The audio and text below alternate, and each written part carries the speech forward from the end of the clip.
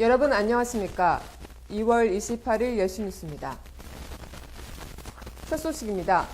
새 정부 정부부처 장관 후보자에 대한 인사청문회 이틀째인 오늘, 국회는 법무부 황교안, 교육부 서남수, 외교부 윤병세 장관 후보자 등 3명에 대한 인사검증을 진행합니다. 우선 황교안 후보자에 대한 법제사법위의 인사청문회에서는 야당의 낙마 공세가 특히 거셀 것으로 보입니다. 민주통합당에서는 황 후보자가 검찰 퇴임 후 태평양 법무법인에서 17개월간 근무하며 16억 원의 보수를 받아 정관 예우 논란에 있는 데다 병역 면제 및 징역세 탈루, 안기부 엑스파일 떡값 검사 봐주기 수사 의혹을 받고 있는 만큼 장관으로 부적격하다는 입장입니다. 서남수 후보자에 대한 국회 교육과학기술의 인사청문회에서도 정관 예우 문제와 양도소득세 탈루 의혹, 장녀의 인턴 교사 채용 의혹이 주요 쟁점이 될 전망입니다.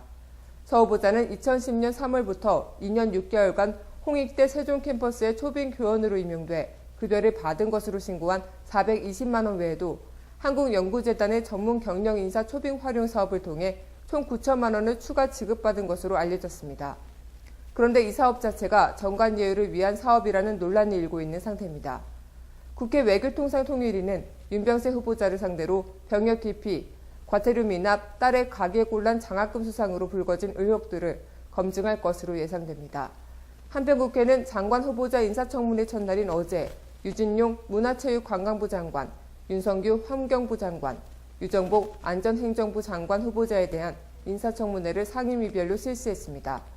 유 후보자에 대해서는 청문회 직후 청문 경과 보고서가 채택됐습니다. 다음 소식입니다. 정교조의 독소 조항이 논란인 가운데 노동계가 정부의 정교조 불법화 시도에 총력 대응한다고 경고했습니다.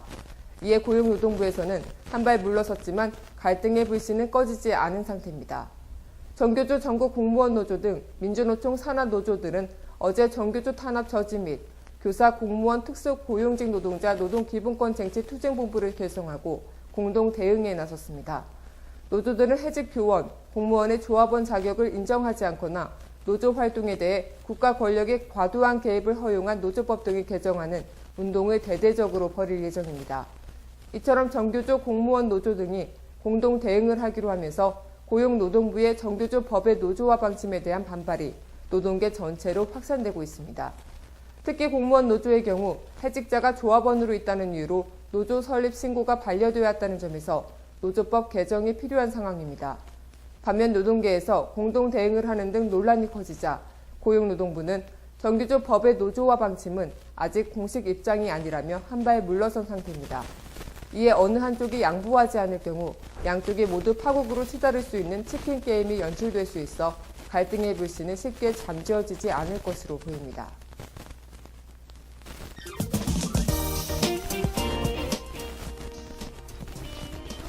관심입니다. 김진숙 민주노총 부산본부 지도위원을 비롯한 5명에 대해 법원이 전원 구속영장을 기각했습니다. 법원은 이들의 주거가 일정하고 경찰에 자진 출석했으며 증거인멸 및 도주의 우려가 없고 자측이 이들의 처벌을 원치 않는다는 점을 들어 구속영장을 기각했다고 밝혔습니다.